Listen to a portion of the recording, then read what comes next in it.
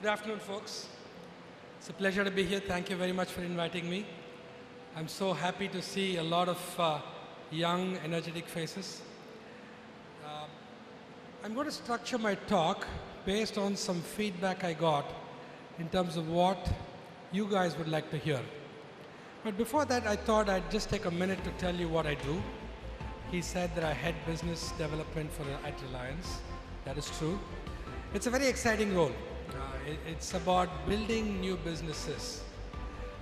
But it's also not just about building new businesses, it's also about building capability, right? Because, when a company like Reliance is looking at doing things differently or doing different things, you need people with the right kind of capabilities as well. So that's part of my job. And, I'm especially happy to see engineers in the third year or second year, as Ganesh mentioned over here, because part of the excitement that I have is to look at the future and see, okay, how can I influence you to think about a career in engineering, right? You all obviously have lots of choices. I'm sure you can think of an MBA and go work for a bank or an IT company, but it would be really, really amazing if I can, in some small way, talk about the pleasures and joy of commercializing new technology, right? That will motivate you to say, you know what, I could really think about a career in technology and engineering. So if I've done even 0.1% in motivating you to do that, I'd be delighted. With that, let me talk a little bit about some of the areas which I heard you guys would like to hear about.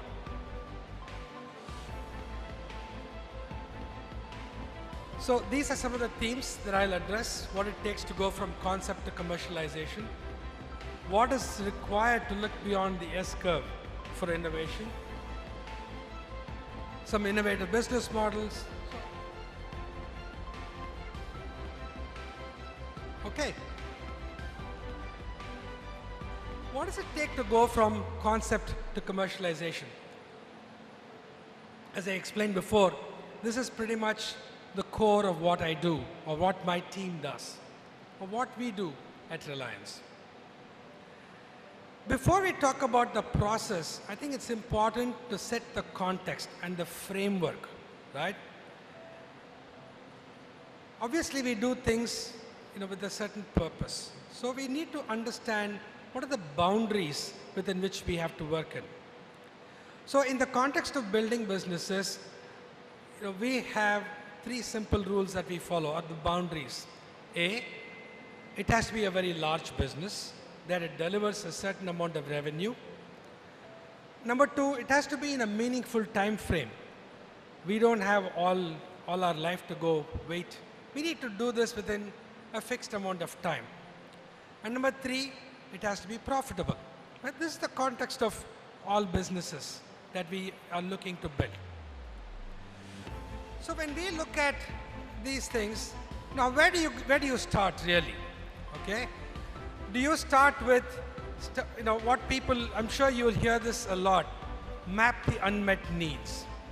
What that really means is somebody has defined a problem and you need to go find a set of solutions for that problem, because there's no one problem. You can find multitude of solutions. Sorry, not one solution, but you can find many solutions. Another way of doing this is, hey, I've created some cool technology.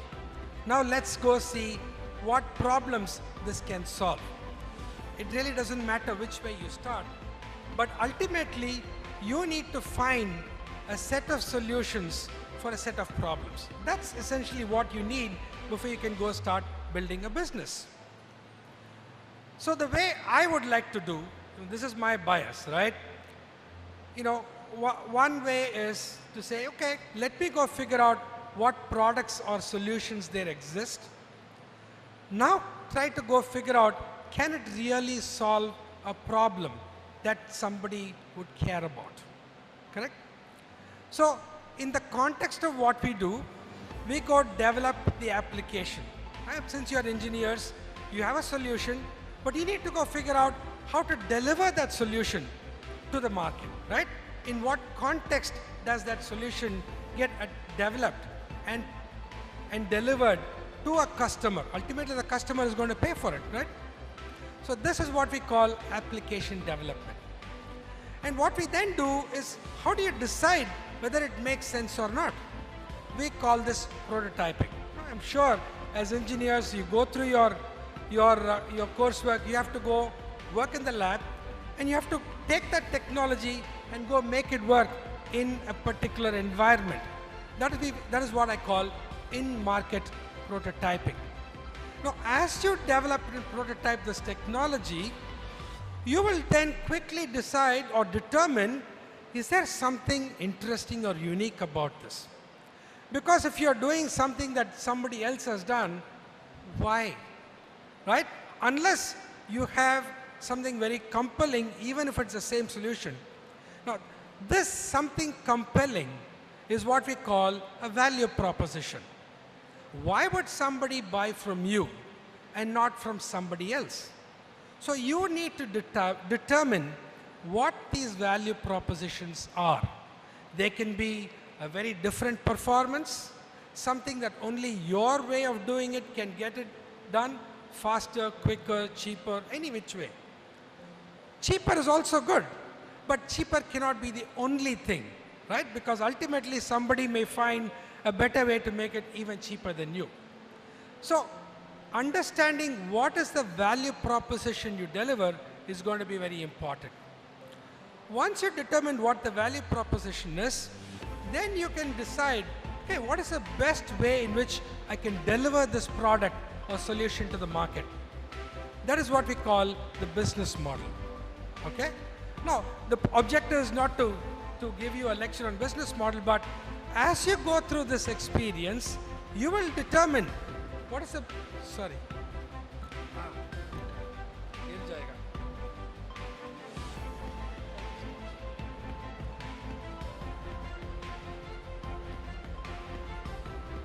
So once you determine what the best business model is, then you bring the product out to market, right? That is what we mean by commercializing. That's when you go get customers who are willing to pay for your product. But that is really where the rubber meets the road. That's the true test of whether your product is going to be successful or not. And when your product is successful, you can start to see, there is going to be a demand for this. Then you can actually forecast what that demand is. And then you go build scale. Then you really look at, how do I optimize cost? So this is a quick synopsis of one of the favorite processes that I have, or that we adopt in our organization to go from concept to commercialization. Okay? So this is one of the things which I was told that you would like to hear. And I'd be happy to answer questions because, with the limited time, you don't go into a lot of detail. But after this, I'll be more than happy to stand back and answer any questions you have. The next theme that I was asked to talk about is, how do you look ahead of the S-curve for innovation?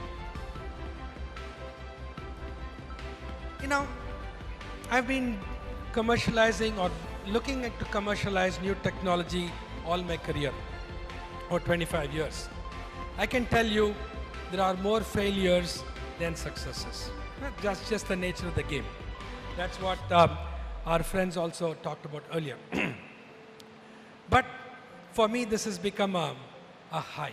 I really enjoy this. So what do I really do? Or what should one do? I don't want to say me. What should one do? Obviously, we need to keep an eye out for what is happening around you. We call them mega trends, whether it's global, local, it really doesn't matter. Keep an eye out of what is happening around you. Of course, having a breadth and depth of exposure across different markets and technologies will be very, very useful. Because as you hear things and see things that are happening around you, you'll be able to connect the dots, even if the dots are seemingly not connected to each other, meaning seemingly, in different domains. right? So as you start connecting the dots and say, you will start to, and keep your eyes and ears open, you will start to see needs emerging, right? And once you start to see themes and needs that emerge, you can then say, okay, I will go look at solving this set of problems, right? One of the important things to keep in mind, don't do technology for the sake of technology, or don't get seduced by technology. Technology is a means to an end. It is not the end unto itself. Again, as you look at this, start asking, would somebody care? Can I define a set of value propositions that somebody is going to pay their hard-earned money for? This is the important set of questions you need to ask yourself. As we go forward, as you start getting into this, looking at building new businesses, looking at evaluating a technology, Excel is a very important tool. I presume all of you know how to use Excel. But remember, Excel is a set of mathematical calculations that it does. It is a set of assumptions that you put in and you get some numbers out, right? But important to realize, even with your best case assumptions, if it doesn't make sense in Excel, it tells you very clearly. Because all of us, especially me, we are very, very hopeful, right? Very optimistic. We are overconfident of our ability to deliver. And so our Excel projections are always very, very robust. It makes a lot of sense in Excel. But I have seen many, many examples when things don't make sense even in Excel. Then it's important to know that's where you stop. Again, you're all engineers. You've all learnt your first principles, especially thermodynamics. When you go look at solving problems and you look at new technologies, if it doesn't conform to first principles, you have to stop and think hard. There is no way you can create more energy than what you put in, right? That's your first principle. Sadly, I do see many examples of ideas that claim to create more than what you put in. It's important to understand and evaluate these things based on first principles. So when you're looking at how do you look ahead of the S curve, these are some of the common things that you have to keep in mind. And innovation will be there if you start to be able to connect the dots and apply the right set of solutions to the right set of problems. The next thing that was asked about is what are some of the innovative business models out there, right? It's a very difficult question to answer because you don't know a priori what business models are going to be innovative. Usually, it's hindsight that tells you that something was innovative. To me, that's what I would say is my experience and my truth.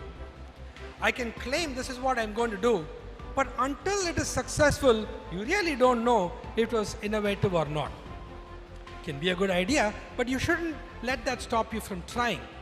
But what I would say is some general rules that I would like to follow. I try to have a bias towards commercialization. Whatever project I take or my team takes, that is what we try to do. We try to see, can this concept be commercialized? And we try to focus very hard on what it would take to commercialize. I've explained that a couple of slides back, right? So again, I said application development is the key. And not to forget fundamentals. Follow good science. But certain things that have emerged, especially from my experience as an entrepreneur, which by the way was not successful. It was a great idea, at least I thought it was a great idea. A few of my customers thought it was a pretty good idea, but I couldn't sustain that as a thriving business. So I had to exit that business. However, as Vivekji and Ganesh also said, you learn a lot from your failures. So some of the things that I learned, which I try to imbibe in my work going forward, is you don't have to create it all. Okay? What you need to do is to find partners to create an ecosystem of co-creators. There are many other smart people, as smart as you, definitely smarter than me, who can find answers easier or better answers to some problems, okay? Make sure that you do not have an NIH syndrome. NIH stands for not invented here. This is very, very common in large organizations. We get so overwhelmed with our own capabilities and past successes that we fail to see that there are other people who can also do a very good job.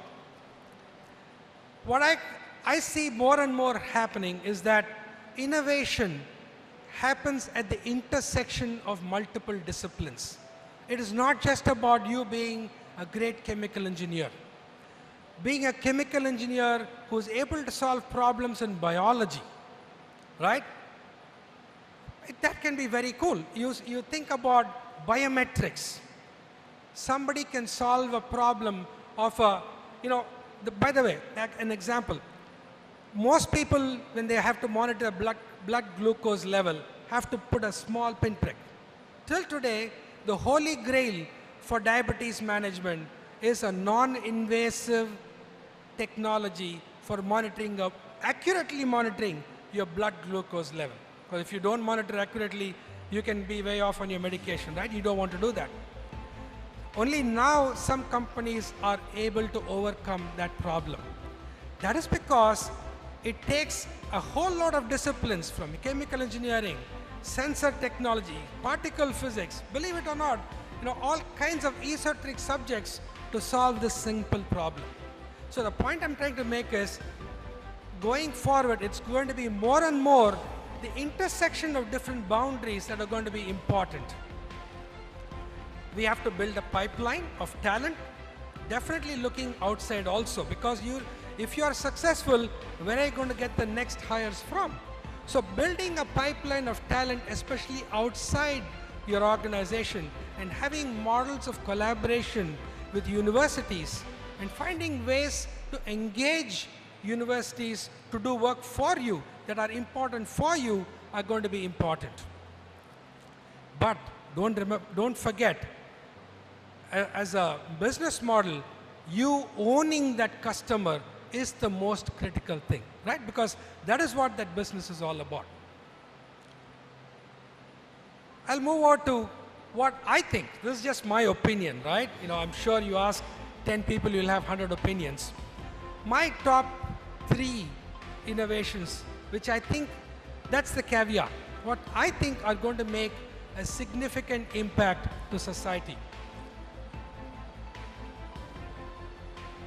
I think advanced materials and composites are going to be very, very important.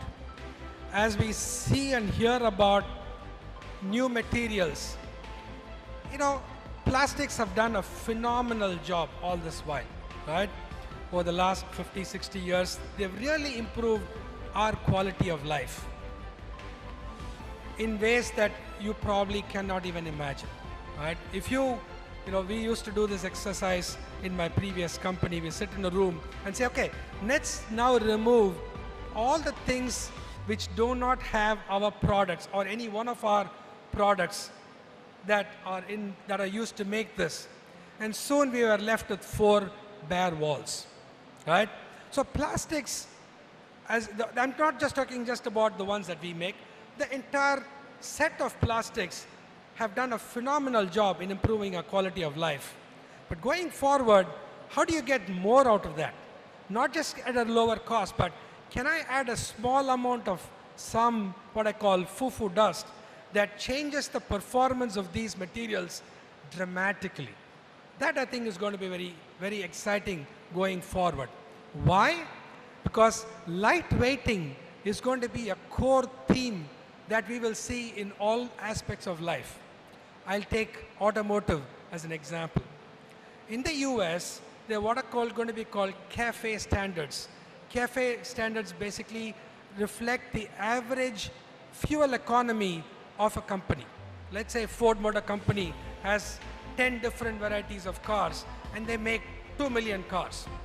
Over their fleet of cars, their average fuel economy has to go up from, I think the current mandate is about 20 miles per gallon. I don't know the exact number, but it's supposed to go to anywhere 30, 40, 50 miles per gallon. But how do you get there? People have reached an asymptote when it comes to getting more efficiency from your ICE, that is your internal combustion engine. We are doing a lot of work in improving your fuel standards, right? Your fuel quality, you're going from Euro 3 to Euro 4 to Euro 6. Your emission standards are getting more and more stringent. But it's like trying to squeeze blood out of a stone. The next wave of improvement is going to be coming from lightweighting the car itself. If you look at the average on-curb weight of your automotive, average vehicle is 500, 600 kilos. How can I get that down by about 20%? The only way you can do that is by going into composite materials. So, in my view, composites and advanced materials are going to be one of the top 3 innovations that are going to come in the years to come. The next one is additive manufacturing. You've all seen this. This is 3D printing as is the buzzword out there. You know, I will admit, until about 8 months back, I was not a very keen enthusiast. I thought, it's a prototyping tool, but I stand corrected. The more I have been learning, the more I believe that this is going to be a pretty phenomenal innovation that's going to change. By the time you see it, it may be a little while, it may not be immediate, maybe a few years down the line, but this is going to really redefine how we design and build products. I firmly believe that. And it is going to pave the way for mass customization. And the third, again, this is a subject that is very dear to me, so a lot of bias goes into what determines my top 3. My previous entrepreneurial engagement, which was in the area of lithium batteries, I still believe in that.